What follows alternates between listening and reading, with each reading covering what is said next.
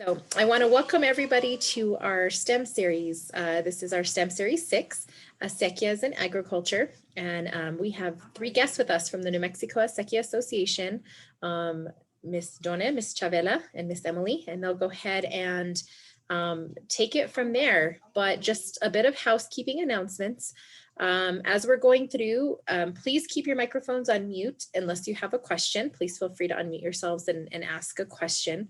Since this is being recorded, you do have the option to have your camera on or off. That is up to you. And also at the end of the session, I will be putting up to track attendance, a survey. It's a survey, it's an attendance survey. So make sure that you complete that to get credit for attending today. And I'll post that in the chat, the link, about 5 minutes till the end of the session. So with that, I will go ahead and pass it on over. Thank you guys.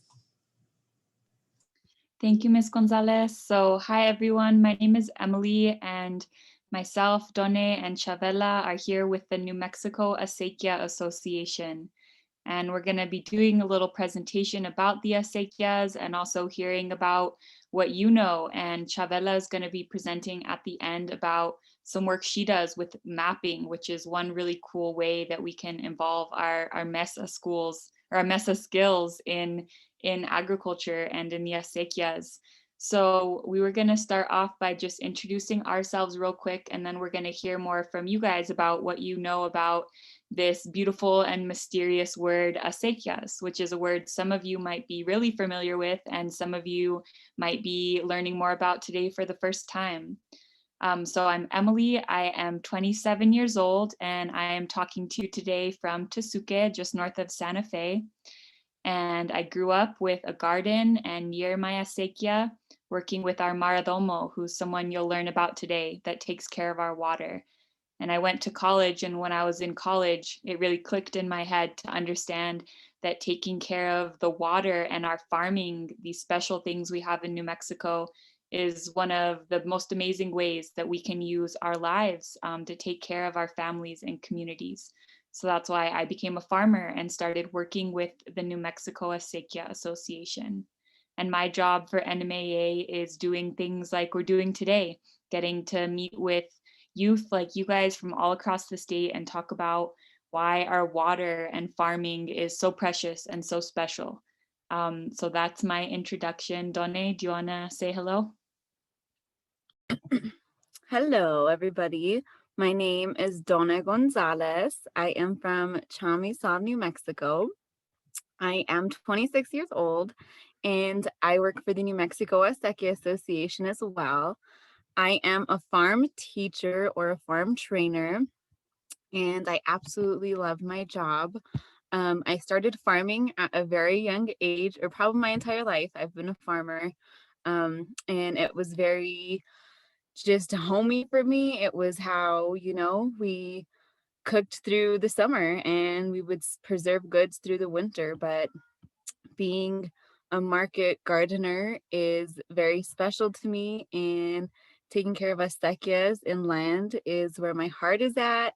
I love being in the mud and hanging out with bugs and planting things. So I just want to say welcome, and I'm very excited to be here with you all. And please, at any time, let us know if you have any questions. Feel free to use your chat box and be a participant. And thank you. Chavela. Hi, everybody. My name is Chavela Trujillo. I am 23 years old, and I'm from Abiquiu, New Mexico. I also work with the New Mexico Acequia Association. I do a lot of their mapping and surveying. So I love my job. I think it's really awesome. I get to be out in the field a lot, meeting new people, meeting people just like you guys who may irrigate off the acequias and being able to help them. I got started with acequias because I've grown up around them, and they allowed me to have the life that I really love. Because of acequias, I was able to keep horses, and we were able to grow our ranch and grow alfalfa and feed them. I'm able to work with awesome people like Dona and Emily, and I'm able to come to present to all you guys and meet you guys and teach you all about acequias and why we love them so much. So I look forward to hearing a lot of questions from you guys, and I hope you guys really enjoy this presentation. So I'm going to pass it to Miss Done to ask you guys some questions about what you know about acequias and what experiences you might have. And again, some of you that might be a lot, and some of you it might be new. So be brave and answer Miss Done's questions. And then we're going to check out some cool photos and a video. Thank you. So hello everybody again. Please feel free to use the chat if you want, or to unmute yourself for this small piece. First, I just want to know how many of you know what an acequia is or have a memory with an acequia. Do we have anybody? I see some thumbs up. Awesome. Thank you. All right. Does anybody feel like they want to share a memory about their acequia? You can feel free to unmute yourself. Hi, this is Kim Shear. I am in Albuquerque and I actually work with New Mexico MESA, but I'm from Michigan, so acequias were brand new to me when I moved here in 2006. But I have one right next to my house and I love it because I get to walk along it with my dogs and see people. And one time my family tried to kayak down it, and that was pretty fun and mildly successful as well. Thank you. Thank you for sharing. That's so sweet. One of my favorite memories is for sure playing in the acequia with all my cousins and my brothers when I was younger, and now taking my child to the acequia in the river. I feel like it's a very sweet summer activity, and even fishing. I feel like fishing is very huge around small northern communities. And I see a lot of things in the chat, so thank you for being active there. Next, I will ask, how many of you have acequias, you know, running through their property? How many of you guys have participated in cleaning an acequia or irrigate land with their acequia? Some people around here have ranches or pastures, and so they will irrigate a lot of hay fields using their acequia, and others have gardens. And so they get to water all their vegetables with the acequia, and both is very special and very important. So again, please feel free to share a story if you're feeling brave. You can go ahead and unmute yourself or share something cool in the chat. I see that we have some chat going on. Awesome, Destiny. It's great to hear that you have an acequia close. I'm actually lucky because I live next to two acequias. And I want to share how cool it is to learn the acequia near you, or the acequia that you use. So the acequia that I use is called Acequia del Monte, but I live really close to Acequia del Medio. All acequias have different names, and so I want to urge you guys to learn something cool about your acequia. Thank you again for sharing in the chat box. I see someone floods a small pasture for horses. That is awesome. We also have, or I'm also very lucky to have some orchards. And so fruit trees are very important to us as well. Not only can we eat them, but you can dehydrate and save for later. You can make jellies, you can make juices, and it's very cool to preserve fruit. A lot of people don't think that food has medicinal properties, but it does. And so one of my fun facts is that chokecherry, the very small berry that a lot of us, some of us know, I hope, and some of us maybe we're like, what's that? But chokecherries are very tart and sour, and around my family, we like to use it as like a very natural cough syrup. And so They're super rich in like antioxidants and fibers and so many great vitamins, but cough syrup is super cool.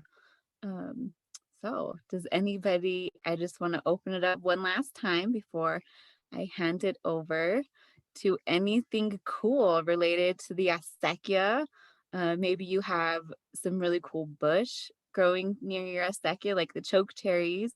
I know I also have like a gurambuyo berry in Spanish, and in English, I believe it's called like a gooseberry. I know a lot of wild things grow next to the acequia. If you guys notice anything wild or any animals or insects that you see near the acequia, you can feel free to share or insert into the chat.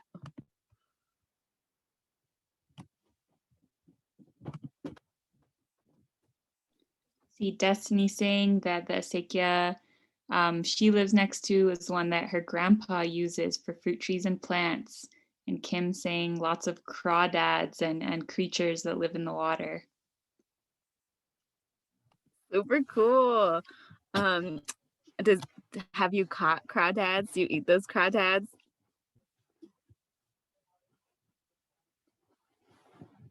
No? I haven't caught them. My dogs have, and I've seen some other locals that have been like scooping them up, presumably for fishing purposes. Very fun.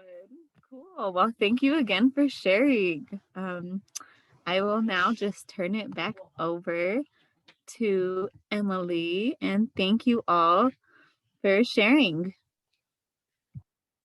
Thanks, Miss Done. And throughout the presentation, if you guys get any memories jogged when we start, looking at photos, please share those in the chat. I'm going to go ahead and share my screen now. So any of you that are like, what are they talking about? We're going to get you guys all caught up and get us all having a good understanding of what these beautiful acequias are. So will you guys give me a thumbs up when you can see my screen? We can see your screen. All right. So we're going to spend about 15-20 minutes doing a little overview of the acequias, and then we'll hear more from you guys and hear Chavela's piece. So for those of you that might still be piecing together, what are these magical things called acequias that we're talking about? Acequias is a word we use in Spanish for an irrigation ditch. So here's a photo of what one of those may look like. And you guys might be wondering, why are we having a whole MESA class to talk about irrigation ditches? That seems so normal or just so, so boring. But hopefully by the end of this presentation, you guys are going to have a whole new idea of what these precious waters mean to us. Some of you guys might have heard the phrase, water is life, right? El agua es vida. And that's something we know is really true in New Mexico. Water is life. So these irrigation ditches that bring us water are extremely important, and we're going to be talking more about why that is. So does anyone want to put in the chat, what do you think is the connection? Why are we talking about acequias and farming as part of a MESA program? And you can go ahead and put your answers in the chat.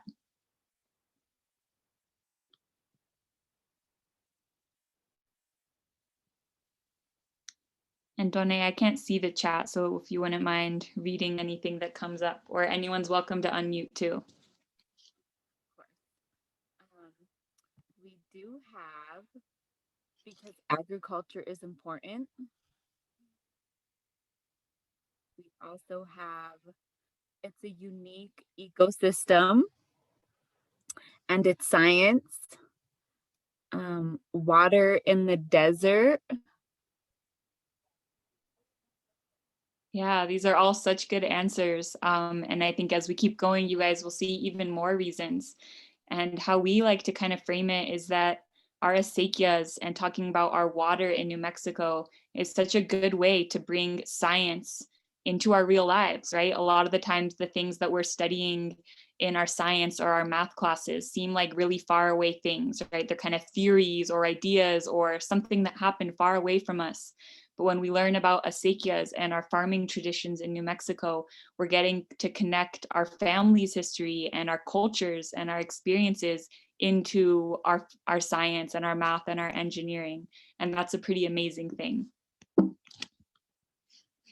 So here's some more photos of what an acequia might look like. Here's one that I believe is out in the Mora area, so this might be familiar to some of you guys. Here's another beautiful photo of the water coming down through someone's farm field. So I want to talk a little bit about how they function. So you guys can probably guess, if you look at this map, you can probably tell where the water comes from. So for most of us, the water that we use and the water that we see in our rivers, it starts before it ends up there, way up in the top of our mountains as snow. So a lot of us are celebrating that we're having snow today, because that snow eventually in the springtime is going to melt and start coming down the mountain and into our rivers. And then from our rivers, it moves into our acequias. So here's some more maps that kind of show how that works. And, again, you can see it's starting up in the mountains and coming down. This middle line here says it's the stream from the mountains.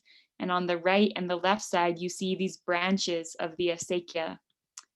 And I actually like to kind of describe our acequias like the veins in our bodies, or maybe like the branches of a tree, right? And you can really see that in this photo and in this next one too. This is a picture from Mora, for those of you joining from there, right? You can see all these lines are the branches of where the acequia is moving, like the veins are the branches of the tree taking the water and moving it out to the different communities or farms or pieces of our towns and the places we call home. So my next question is if you guys have a guess of how long these acequias have been around, and you can go ahead and put those answers in the chat box or share out loud if you'd like to.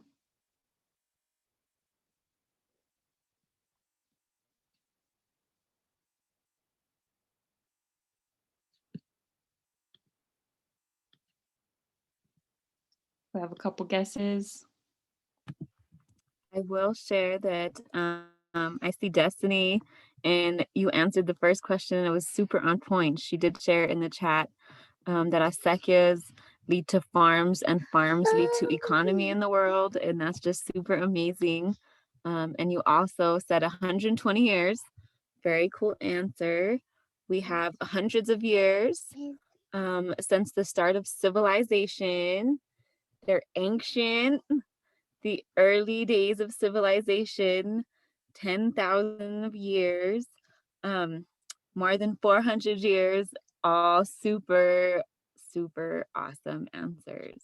Thank you again for using your chat.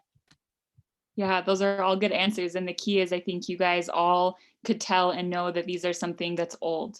And they're not quite from the beginning of time. Our rivers have been here since the beginning of time, right? The Rio Grande, some of these rivers that make up our state here in New Mexico. The acequias, on the other hand, were built by people power, right? They were built by the hands and the strength of maybe many of your ancestors, your people far back in generations. And if you open up most history books, they're going to tell you that acequias came to be about 400 years ago when the Spanish came to New Mexico. And that's true in some ways, but we also like to start to learn how to tell a deeper history of our acequias. So I use these pictures, which are murals from Española, to try to show the deeper history of our acequias. And you can see one side of it has a representation of a pueblo, right, of our indigenous peoples of New Mexico. And on the other side, we see our Hispano and Mexicano cultures that are very connected to our acequias. So the way I like to tell our acequia history is that really it began thousands of years ago, right, with the Pueblo people of New Mexico who have been farming and using the water and taking care of the land here for thousands and thousands of years. There's also a very long and old tradition of acequias down in Mexico. So here's a picture from Mexico where you can see people using the water and using acequias. The Spanish also had their own tradition of using and moving the water in this way. And when they came to New Mexico about 400 or 500 years ago, they brought that knowledge with them, and they saw what the Pueblo people were doing, what Mexicano people were doing, and all of that knowledge came together to make what we call acequias today. So here's a picture from Santa Fe. And those of you that have traveled through Santa Fe or Albuquerque, you know that our cities don't look like this anymore, right? They've grown hugely, but all of them were created and built around acequias, around the presence of our water. So it's a very long and deep history, and I encourage you to keep learning more about it and about how your own family history might be connected to the history of these beautiful waters. So my next quiz question for you guys is if anyone can guess how many acequias there are in New Mexico. Dona mentioned, right, the name of her 2 acequias. Some of you have mentioned the name of your acequia. I live by the Acequia Madre de Tesuque. So that's like 5 that we've mentioned already. But how many of you guys think there are across our whole state? And you can go ahead and put your guesses in the chat.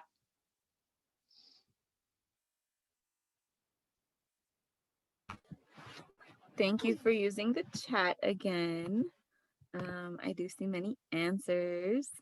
Over 500, 700, 2,000, 100,000, 20,000. Again, you guys know, right? Just like you knew it was old, you know that there's many of them. So this little 700. map kind of shows our distribution of acequias across the state. And you see on here, it says, we know that there's over 700 acequias all across our state. And those are just going to be like the main channels, right? You guys saw how I described them. So there's kind of the main ditch, and then people have their own little ones going off to their own homes or their farms. That number's not counting those. If we counted each little line of the ditch, right, it would be hundreds of thousands, more than we could count. But when I say this 700 number, we're talking about our main acequias, right, that go for miles through our different communities.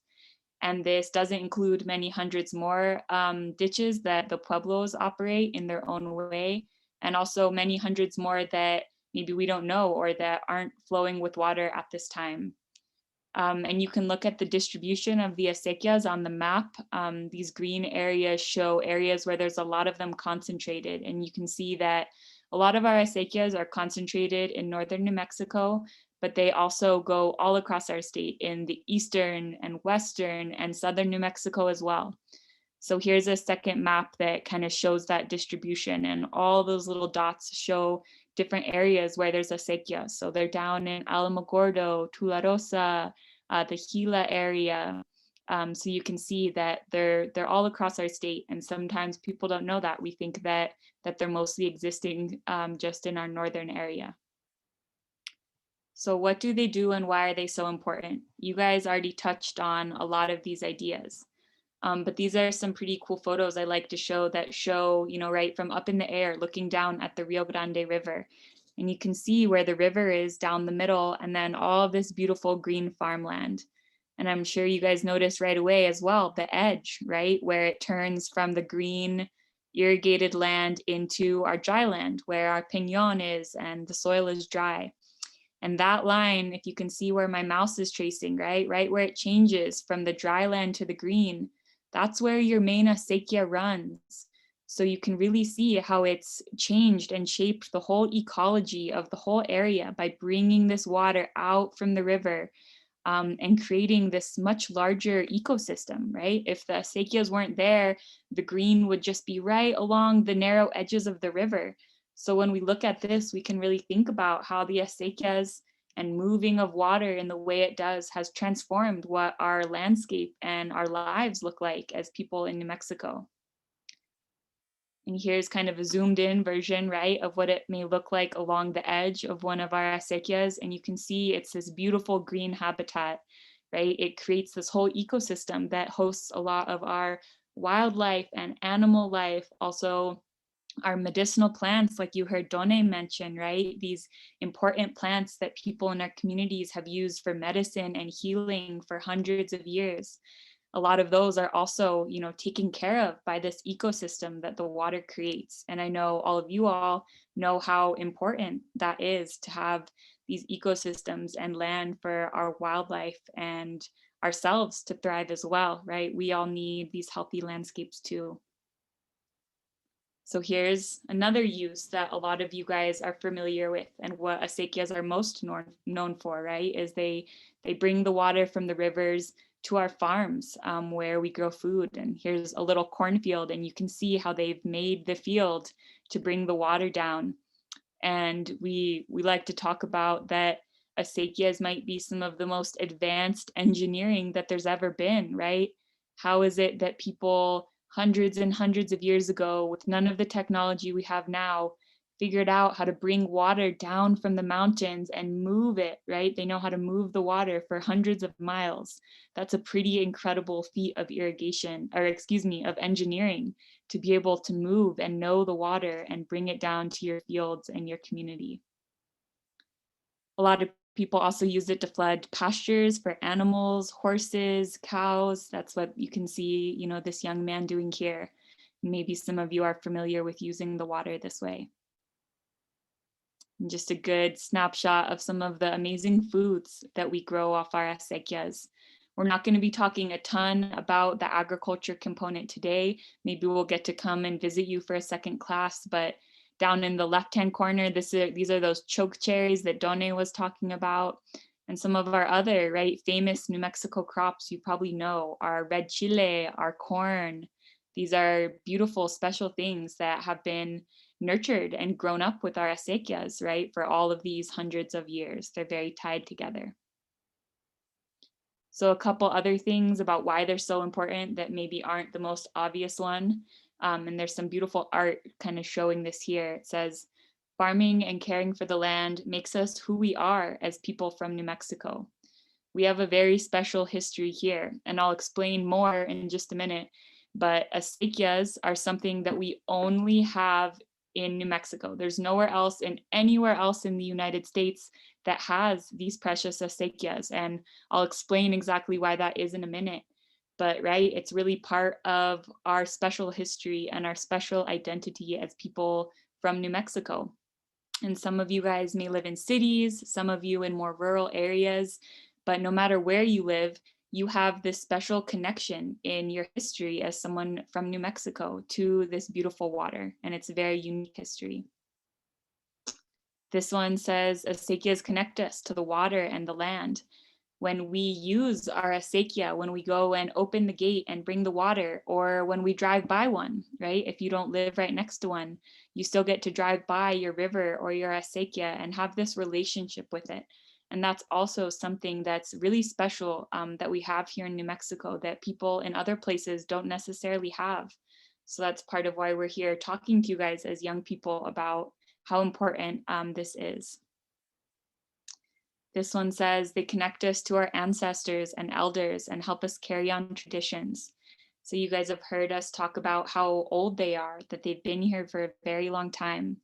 So if acequias were started more than 500 years ago, that means that for over 500 years, people have been passing down this knowledge, right? From grandparents to the parents, to the kids, to the grandkids. And that's a very special lineage that many of you hold as people from acequia communities, or even just as young people from New Mexico, even if you don't live near one.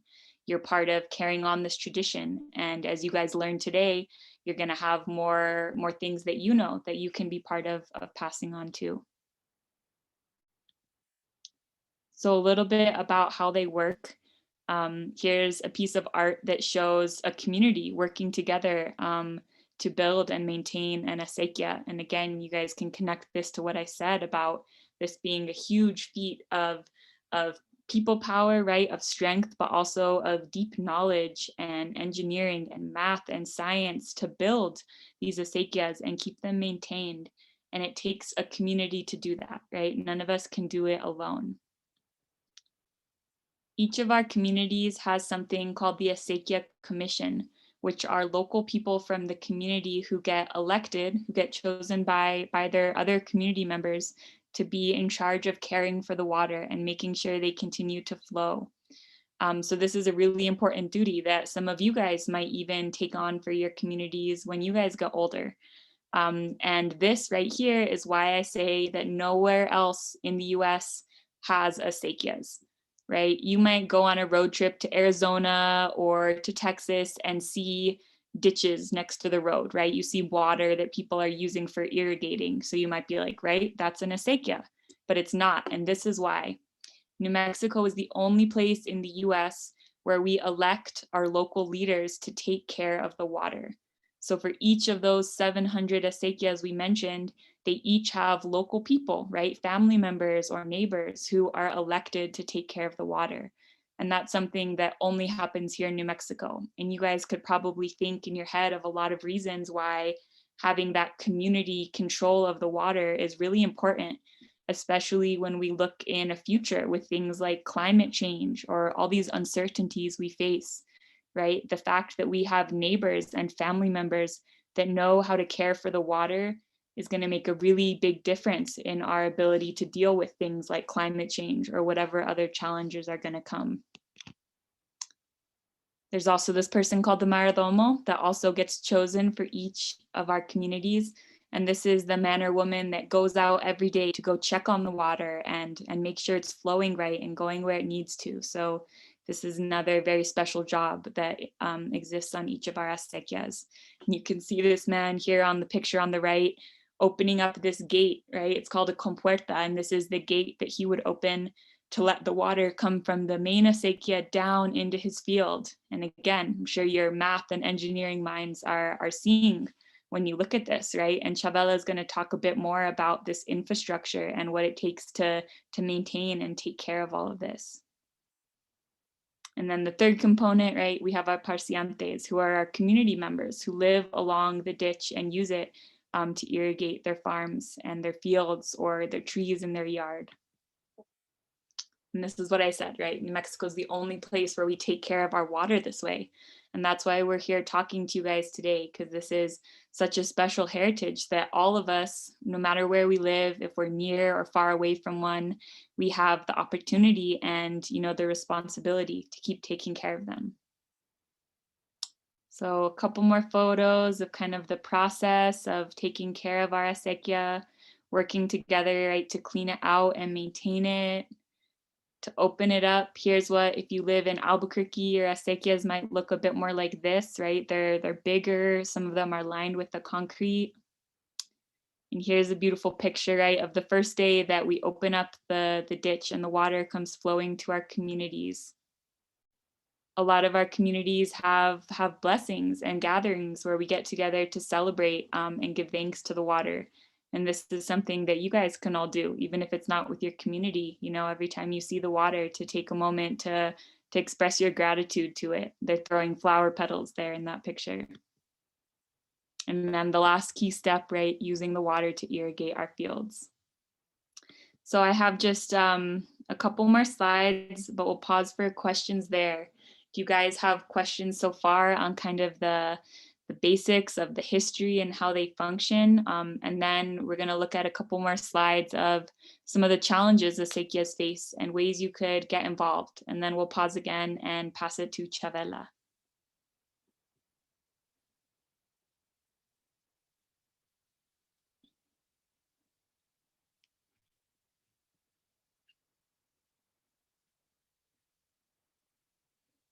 Anything, you're welcome to unmute, or if you remembered or want to share a story that you've seen now that you've been looking at some pictures.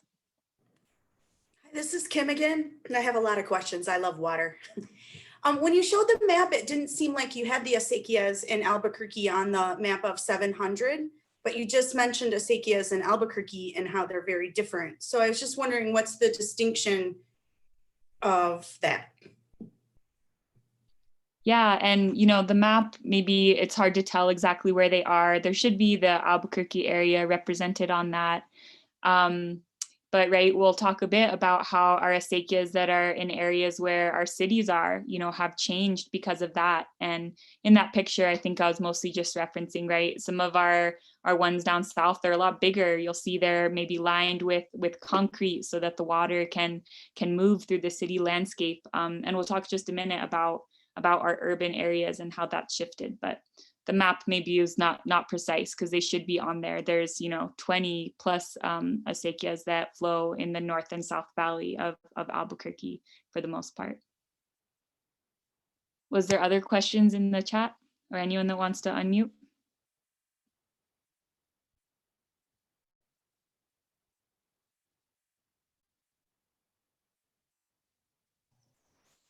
Emily, this is Ricardo Sierra from Gadsden, Anthony, Texas, Anthony, New Mexico.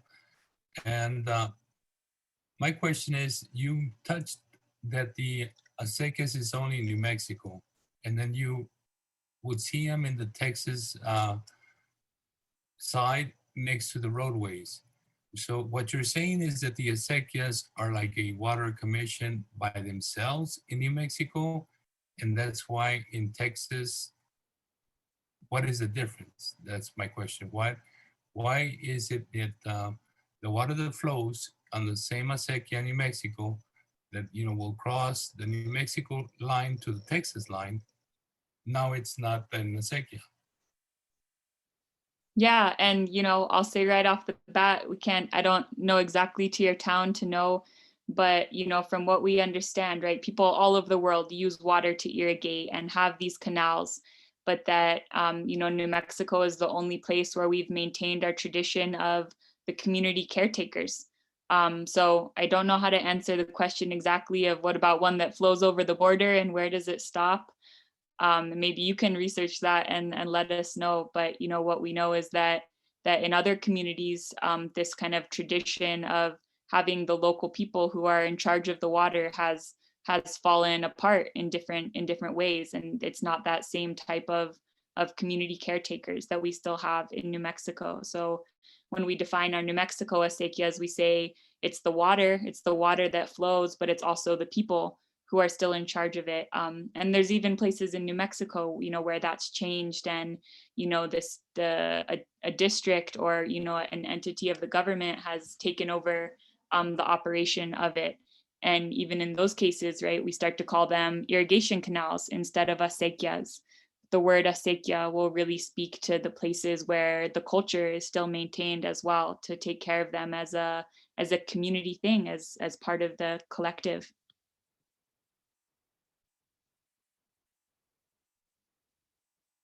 So I'm going to look at the next couple slides that look at, some of the challenges our acequias are facing, and then we'll take it away to Chavela to talk about a way that's a really hands-on way that we can use our MESA skills to tie to acequias.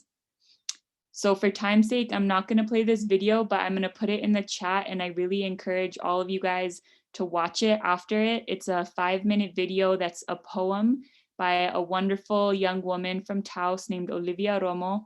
And it's a poem all about acequias, and it talks a lot about the culture and also about the challenges that our acequias face. So we'll finish this presentation, and I encourage you to listen to it after and see how you can connect some of the themes that we're talking about to Olivia's voice, and see how she really uses the power of her art as another way to express all of these things we're talking about today.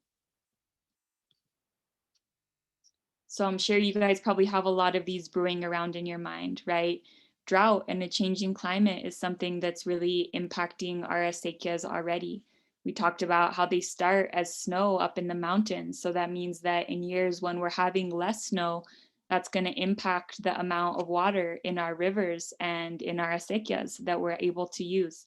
So I'm sure some of you guys have seen things like this, right? The Rio Grande going dry some years. And that's something that, didn't happen in the past, but we're seeing happen more now.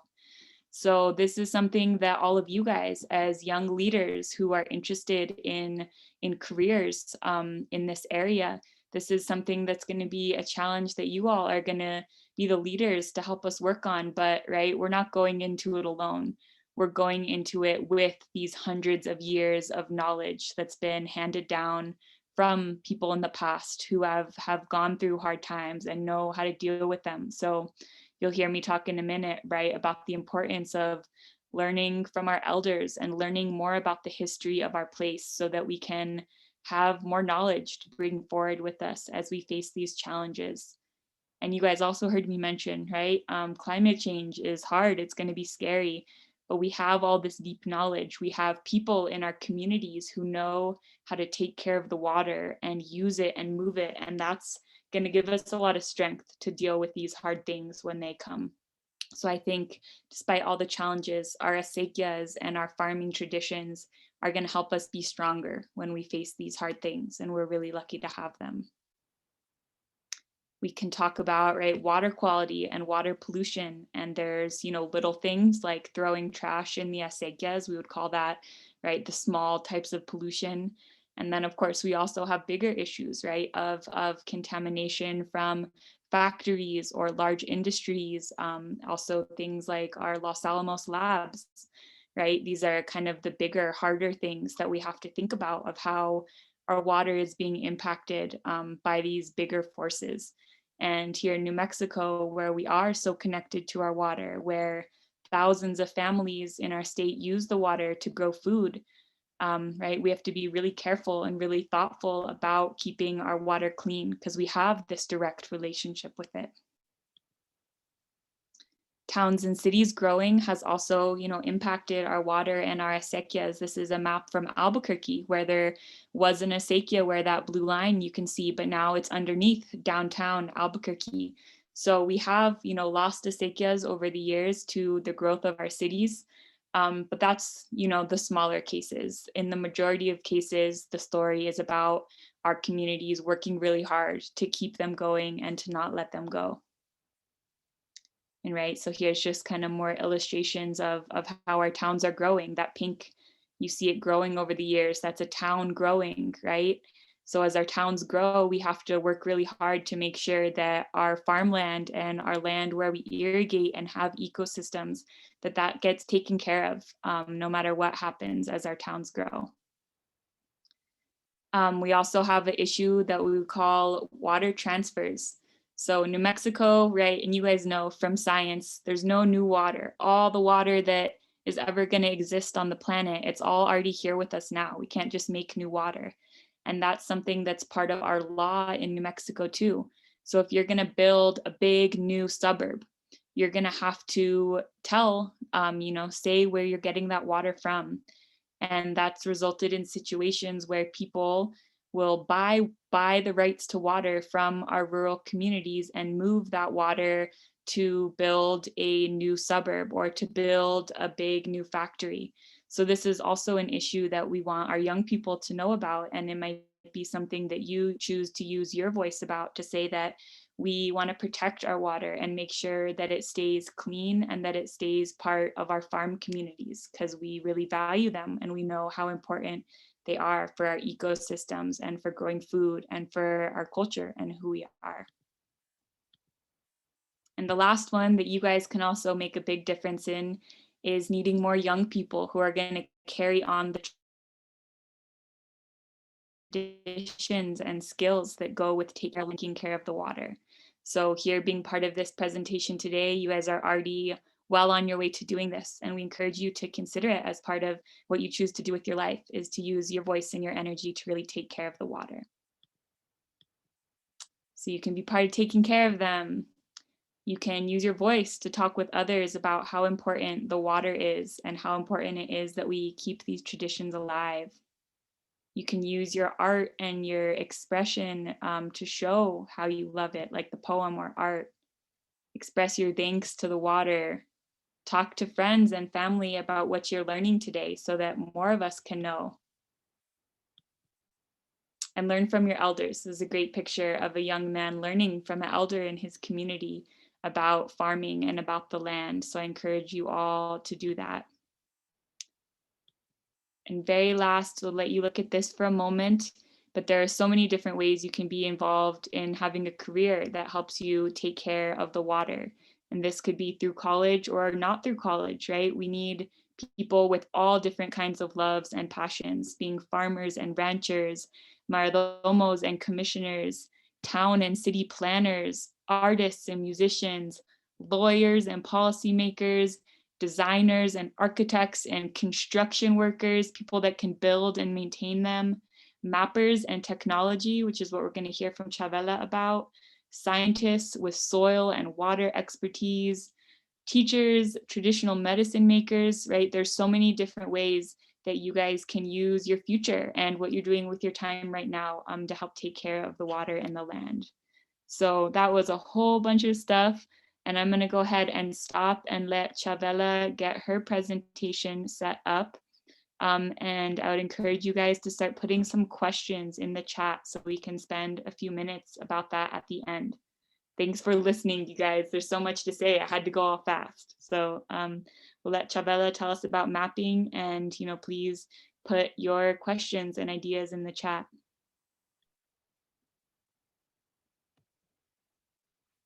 Okay, guys, I want to start off with this picture of the whole United States and just refer back to what Emily said. The acequias and the waterways are like veins in us. They connect us all together. They keep us all alive. And this picture really reflects that. So here, if you look at all these lines, these are each an individual water basin or waterways throughout the United States.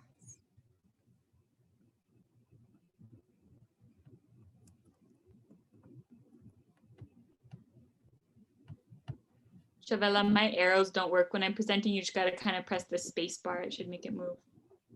Okay, I was wondering why my arrows weren't working either. So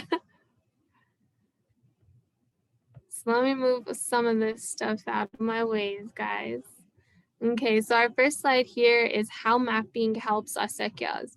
As you guys just saw, Emily used a lot of different types of maps in order to show you guys where acequias were located, where they ran through. You can picture, all the different ranches around them. And so one of the things that I do when I go out on acequias is I walk the full length of acequias and I take information. And all of that information is used to create the most detailed picture possible for the commissioners or the members of the acequia, or even kids like you, to see what is on this stitch and what are ways we can help improve it, what are different structures that need to be replaced, and how we're able to gain access to these different areas on the acequia. Once we have a map like that, we can use it to replace infrastructure. We can use it to assist the acequias with gaining funding. A lot of these acequias are funded by the people who use them, and it's all a small town community. So we can apply for government or state monies to help these acequias keep everything running. And then we can also use maps to provide information on what land is irrigated by the acequia. So maybe you live by an acequia, but you're not sure if you have water rights. These maps can help us figure out if you had water rights at one point or if you still have them and how much.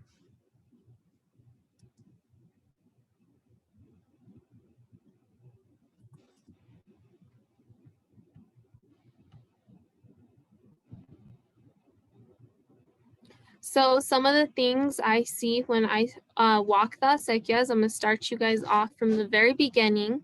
At the very beginning of the acequia, we have a presa or a diversion dam. And what these structures, sometimes they're big concrete structures, like the center picture here at the bottom, and other times it's a structure made up of dirt and rock and debris, kind of like the picture on your left hand at the bottom side of the screen. But however it's made, this structure helps convey the water from the river into the acequia. It channels it into the acequia, and from there, the water can flow down to all the ranches and the irrigators that use it.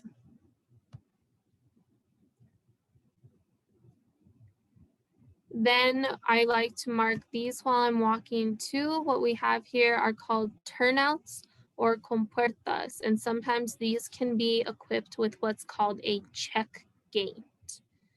So the turnouts are used to, they're all placed on the side of the acequia, of the main acequia, and with a gate or by moving dirt from one area to another, you can open the water so that it flows into your ranch or your field, your garden, and that's how we get the water off of the acequia into our land. What a check gate helps do is you put it in the front of the acequia and it helps build the water level up. So maybe if you're, ranch, or you have a bank, kind of like this center picture that's built up, you put a check gate in the acequia and it builds the water level up, so then the water can reach your turnout and flow into your ranch. Another thing I mark while I'm walking on my acequia surveys is native trees and plants.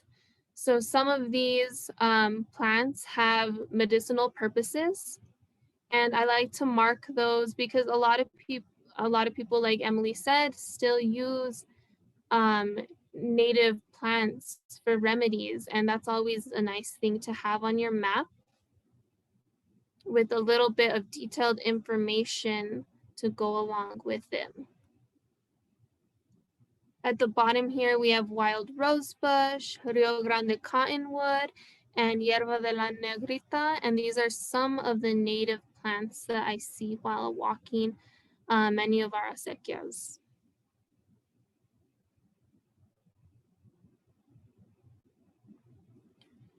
And then contrary to that, we have invasive trees and plants. So not all of these plants are bad. Some also have medicinal purposes, but the reason we call them invasive is because they are not native. They were a seed brought in from a different location, or maybe spread by people traveling. And they tend to spread and overpopulate very quickly. These types of plants can take over our native plants. So here we have Russian olive, which a lot of you have probably seen on the side of rivers or the acequias. And it's this kind of silvery tree all the way to your left. And Russian olive really cause detriment to our native species by taking all of their water and growing in their place. So if you've ever walked through these, they're really spiny. They tend to completely cover waterways, which causes a lot of problems when we're trying to preserve water, when we're in drought, or even when we're just trying to clean our acequias. Next, we have bindweed, which is pretty typical too. A lot of the times you'll see this in maybe your alfalfa fields, and it will choke out the alfalfa and grow. And bindweed is pretty crazy because the seed can lay dormant in the ground for up to 50 years. These are some things you want to watch out for when you're out planting or when you're out in your garden. And so we'll normally include these in our maps along with a little information section on what are some best practices to get rid of them.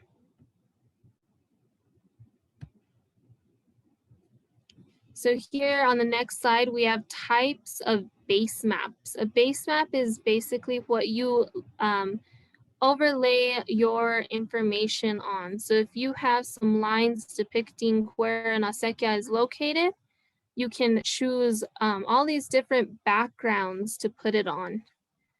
Many of you guys have seen topographic maps up in the left-hand corner. This shows kind of like an elevation view from the air. Next, we have imagery, or a bird's eye view map. And these are really cool because they show all the green foliage. You can actually follow or view an acequia. If it's not too covered by trees, you can zoom in even on like Google Earth and really see where that travels through. We have a thermal imagery maps, and then we have some navigation maps, which I'm sure you've all seen on your Google Maps to get around different places. So a couple other uses of maps. One, we can map natural disasters. So that's pretty cool. If you look here at the bottom on your left-hand screen, This is a map of the acequias affected by the Luna fire that we had just this past year. The purple outline kind of shows where the fire spread, and the colored dots inside of that show the diversion dam to many acequias. And this map right here can also be used for those acequias to gain funding or to gain access to their diversion dams to go in and work on them. We can also use maps to find your location. Currently, we're working on an app to be able to let acequia commissioners see their location on their acequia as they walk to find different areas of concern or infrastructure like I previously showed you. Another reason for mapping is construction. So over on your right-hand side of the screen at the bottom, we actually have a picture here of my dad's ranch, and he was trying to apply for some pipeline in order to irrigate more efficiently. And what we did here was we laid out, we created a line and different points. The green points on this map show alfalfa valves or turnouts, and these are the locations where he wants to be able to open up the water in order to irrigate downfield. And the yellow lines are the amount of pipeline that he will need in order to cover the full length of the field.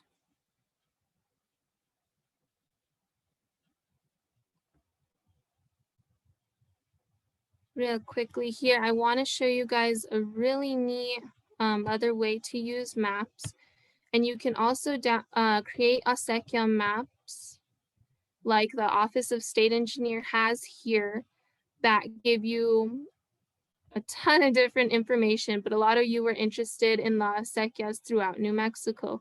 So here, all these blue lines, and you'll see as I zoom in, all those blue lines depict different acequias throughout the state. So we'll give it 1 second to load. It's not showing up on our screen yet. Is it not? Okay. Well, we're running kind of short on time, so let me go ahead and put this link to this map in the chat box. And I really encourage you guys to go back after and look at all the different acequias maybe that are located in your areas. This map may not have all the names of them, but that's one thing we are trying to do is locate where these acequias are and what are the names of them. And that way we can share them with people just like you guys. So I will put this link in the chat box, and I hope you guys have lots of questions now. Thanks, Chavela. And Ms. Gonzalez did say that we're getting down to the end of the hour, so we know some of you guys will jump off, and I don't know if you want to make announcements, and then for anyone that wants to stay on and answer questions, we will be here. Yes, so thank you guys so much for that. I did want to make a note that the session officially ends now at 4:30. So if you do need to go, you are officially dismissed if you want to. I did put in the chat box the attendance link and the survey. So please make sure you complete that before logging off. For anyone that does want to stay on, we will do a couple of Q&As, and then I will just play the YouTube video just so it's on for the recording. But again, you can stay on or you can get off, that is up to you. Really quickly before everyone, does take off, I want to thank you for coming on here. And so behind me, I did change my picture. I don't know if you saw that there. I think it's really important to note that acequias are for everyone. And so as you can see, we have 3 female presenters, and I think that's really important to show that it's a changing face, maybe of a lot of, how it comes up. I got pulled in, and I personally am a commissioner on 2 of our family acequias. I kind of got thrown in by my grandparents. My grandpa was blessed with 5 granddaughters and no grandsons. So, just kind of taking that over. So, we have our days, and I pull in my son and my nephews and my brothers and my uncle. But so that's just kind of me in the back before everyone is dismissed. But anyone that needs to leave, please feel free to go ahead and do so. Again, I'm placing the Survey Monkey link in the chat. Make sure you complete that. Is there any questions before I go ahead and link to the video? And we did put our emails there in the chat. You're welcome to reach out to any of us or all of us and ask us your questions, or if you want to know more ways to be involved. We will have more youth events and opportunities into the future, and we'll make sure Ms. Gonzalez gets that to pass it on to you, but you guys can also reach out to us anytime. There's also our Instagram for New Mexico Acequia Association, where you can message us and connect as well. We'll see if there's any questions. Okay. So again, please feel free to go ahead and log off if you need to for a time constraint, or if you are interested in staying on to see the video. I will go ahead and start that and share that with everybody now. Let's see here. Let me pull it up from the link. Or do you have that handy on your screen, Emily? Or here, I don't hear it's coming. I do, I can do it because it was taking me a minute to load, so I can try to share it. Let's see. All right, let me know once I press play if it sounds good to you guys.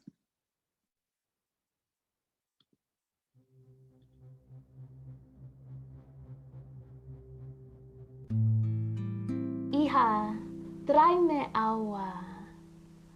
And obediently, I would fetch a glass of water in my Grandpa Francisco's favorite yellow cup. I stood in front, watched as he quenched his broken body. I bowed my head. La bendición por el respeto que yo tengo por el agua, el respeto por mi Grandpa Francisco. Born in 1776, when the native peoples constructed the líneas, donde las aguas todavía han de correr, my grandfather is deeply rooted. Born in Rio Chiquito, hermano de Fernando, Dolores y Paula, repartiendo las aguas, dividing their lives. They went their separate ways, working in different parts of town. Falling in love, they built families, began feeding smaller mouths. Mi Grandpa Francisco was the eldest brother, married a beautiful woman from the Taos village. Ellos son la acequia madre, the main source of life para mi familia. Por mi gente. I am just a leaf on this family tree, living off the brazal, los brazos de amor de mis antepasados. Urbanization, dividing waters where they are scarce, breaking boundaries, breaking backs. Financial stabilities collapse crops' wealth. Calves curl their tongues around political tumbleweeds. There is little substance after the drought, after city dwellers and corporations cut into our streams. Desagüe, draining culture, una sangría slicing our veins. My people are magical, but they are dying younger every day. Poverty and substance abuse. But our water is ancestral. It is enduring. Es la sangre de nuestra tierra. Plum trees, cottonwoods, jardines y animales. Yo soy una parciante, using the water to bless the land. Community-maintained waterways, not only in Acequia, pero una familia established hundreds of years ago. En el nombre de Dios, Mayadromos only respond to water requests made face-to-face. Technology hides behind ancient rituals. We must take care of our herencia, our sabiduría, our ancianos, our history. Grandfather once said, si perdemos los derechos de agua, la tierra quedaría muerta. As we walked along the acequia, grandfather held my hand. My small fingers slipping from his grasp, I squealed through the fear of falling in the water. But I was baptized that day, swimming in the tears of my people, their sweat, interstitial fluid, the molecules of life kissed my skin. I realized that this beautiful gift could be bought and sold. It could dry, and in the desert, that would be a crime. My ancestors would be choking on their tears if they knew that life, as we now know it, is misunderstood. We've overused resources, never understanding their value. We will pay for the grief we have caused nature. So children, let's rise. Vamos a limpiar las acequias, guardar las tradiciones, celebrar nuestra cultura, luchar por nuestros derechos. Grandmother, perdóneme, but this world is changing faster than its gravitational spin. I am afraid of where we are going, but I know where I come from, so I'll step in front, hoping my generation will follow con respeto, porque el agua es el único modo de vivir en este desierto.